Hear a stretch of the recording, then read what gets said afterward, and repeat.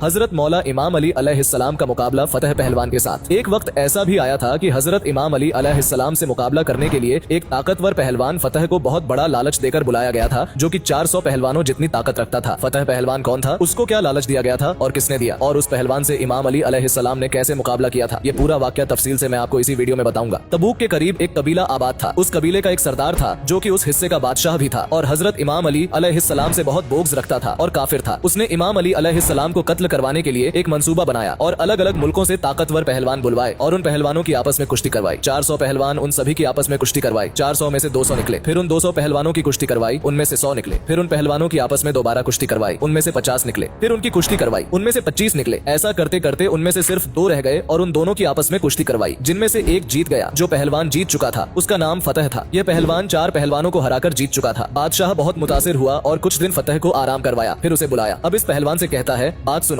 अब मैंने तुम पर इतना खर्चा किया है, इतने पहलवान मंगवाए, उसकी वजह क्या थी, क्या तुम वजह जानते हो? पहलवान ने कहा, नहीं, मैं वजह नहीं जानता। बादशाह ने कहा, मैं अपने लिए कोई पहलवान नहीं रखना चाहता, बल्कि मैं एक शख्स से शदीद नफरत करता हूँ, उसकी पहलवानी बड़ी मशहूर है। अब यह बात काबिले गौर है कि हजरत इमाम अली अलैहिस्सलाम का जिक्र पहलवानों में क्यों किया गया। उस बादशाह के कहने पर उसके जो दरबार में लेखक था, उसने हजरत इमाम अली अलैहिस्सलाम के बारे में यही लिखा था कि वह बहुत बड़ा पहलवान है, ताकतवर है। इसलिए बादशाह ने भी फतह को यही कहा कि इमाम अली अलैहिस्सलाम एक पहलवान है और तुम उससे मुकाबला करो, उसके साथ जंग करो, उसे कत्ल करके उसका सर मेरे पास लाओ। अगर तू ऐसा करता है तो मैं तुम्हें अपनी बेटी का रिश्ता दूंगा और अपनी सल्तनत का आधा हिस्सा तुम्हें दे दूंगा और मुझे फक्र होगा कि तू मेरा दामाद है। अब फतह ने 8 या 10 पहलवान साथ लिए और अपने 2 बेटों को भी अपने सफर में हमराह किया और वह मदीना की तरफ निकले। जब वह मदीना की हदूद में पहुंचे तो वहां पहुंचकर उसने अपने खेमे वहां लगा लिए। अगली सुबह फजर का वक्त है। एक शख्स मदीना शहर से निकला, उसके हाथ में एक बेलचा और एक रंपा था। उसे देखकर फतह के बेटे ने कहा, बाबा, वह एक शख्स आ रहा है, क्यों ना हम उससे पूछ लें कि अली कौन है और कहाँ मिलेगा। उन्होंने उस शख्स को बुलाया कि ए नौजवान, इधर आओ। उस शख्स ने फरमाया, काम आपको है, आप आए। फत्ता और उसके बेटे चल पड़े। वह पास आए और कहा, ए नौजवान, हम इस शहर में आए हैं, एक शख्स की तलाश में उसके मुतल्लिक पूछना है। उसने कहा, क्या पूछना चाहते हो, पूछो। फत्ता के बेटे ने पूछा, उसका नाम अली है, हम जिससे मिलना चाहते हैं। उस शख्स ने फरमाया, आप पहले उससे मिल चुके हैं? उन्होंने कहा, नहीं। कभी उसको देखा है? उन्होंने कहा, नहीं। कभी उसकी आवाज सुनी है? उन्होंने कहा, नहीं।